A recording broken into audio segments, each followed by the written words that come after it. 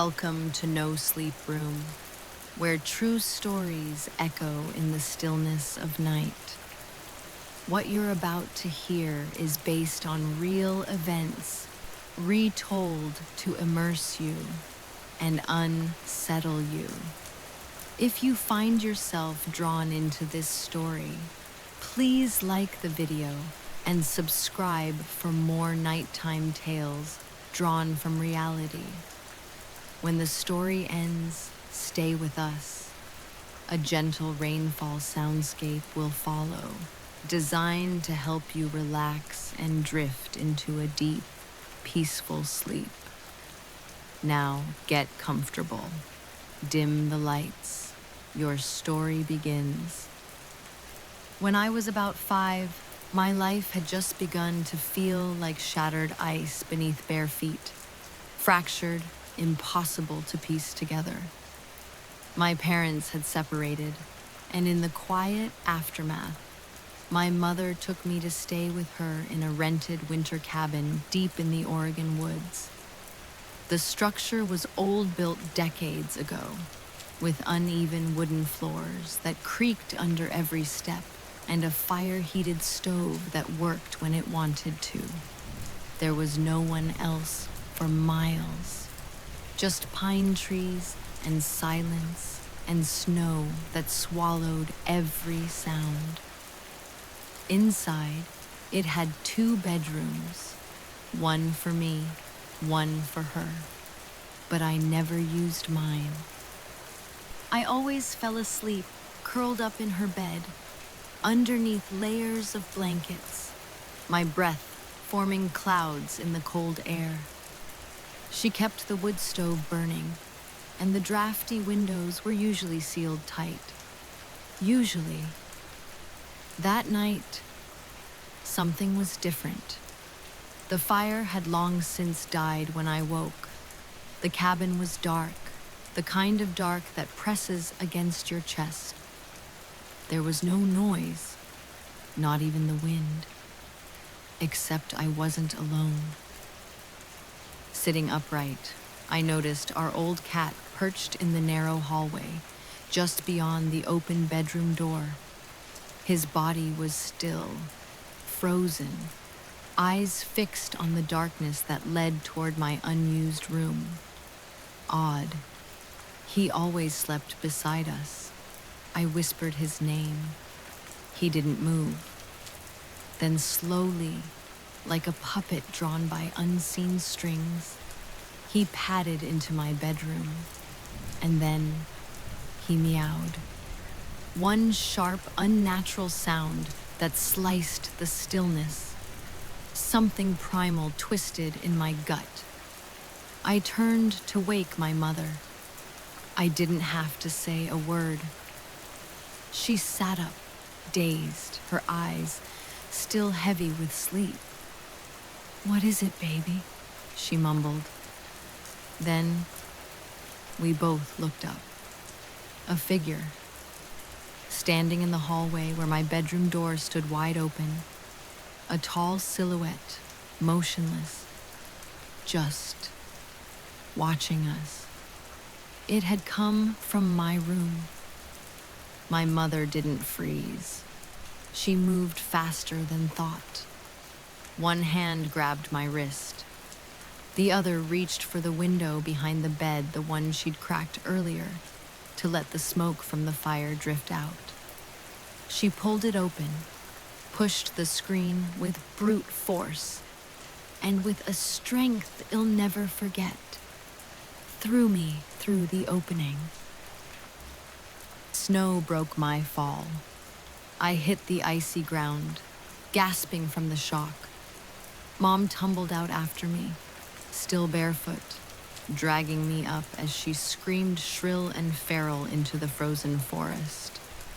No one answered. We ran through the dark woods, leaving the cabin behind until our cries reached the ears of a ranger driving the nearby fire road.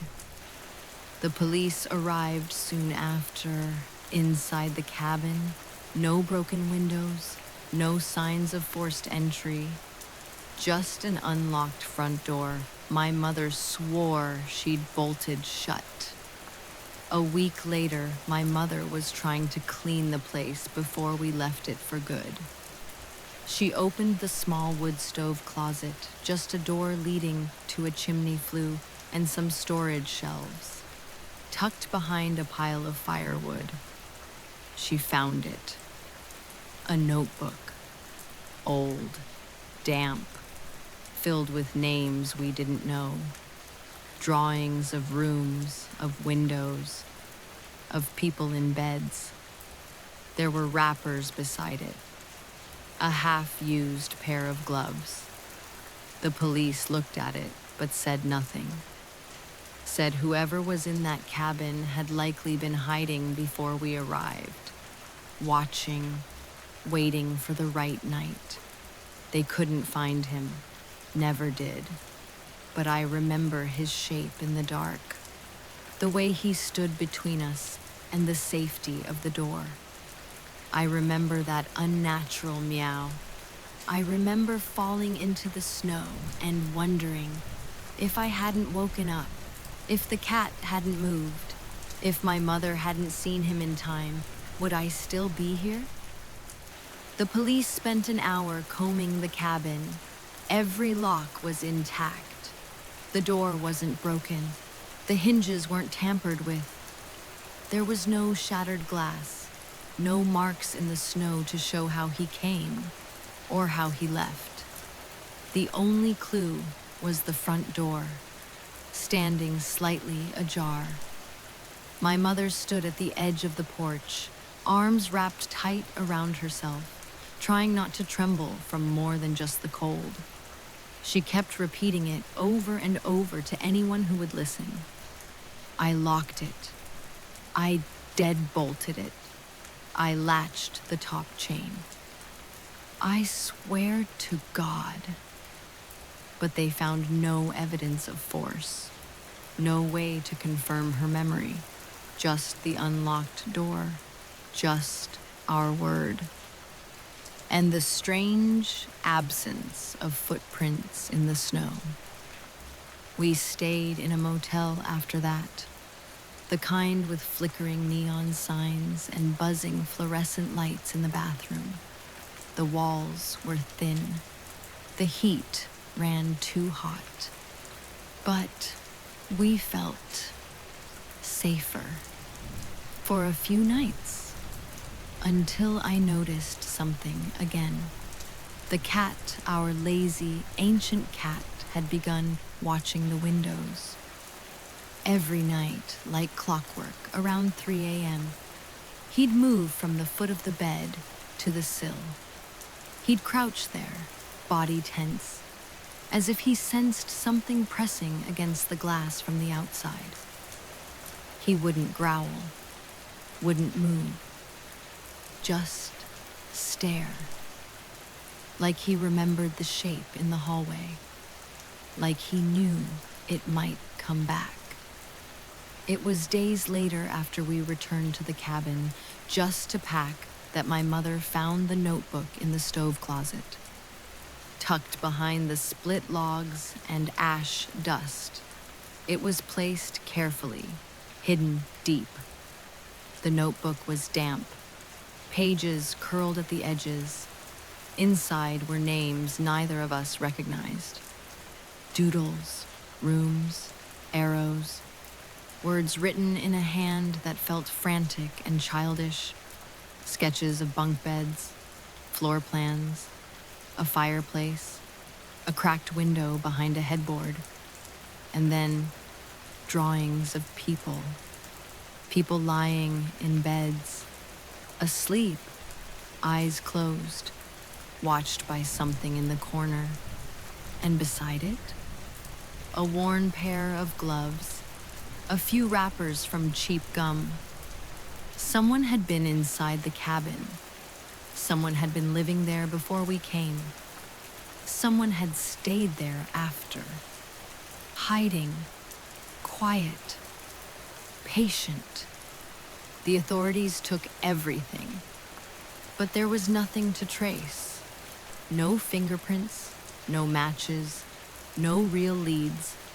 They said it was possible, probable that the man had entered during the day. Maybe while we were walking through the woods, maybe before we'd even arrived. Hidden in the closet, behind the stove, beneath the floorboards, waiting until it was quiet, until we were still, until the cold made us close the windows, and the shadows grew long. They called it a fluke, a chilling accident, a one-time thing. But even as they said it, they didn't believe it. Not really. Years have passed since that winter, but it's still with me, all of it. The way the cold seemed to stop breathing that night, the cat's strange meow, the moment we saw that figure, shadowy and tall, emerging from my bedroom like smoke spilling from a broken chimney. The silence that followed, the silence that still echoes sometimes when the world goes too quiet.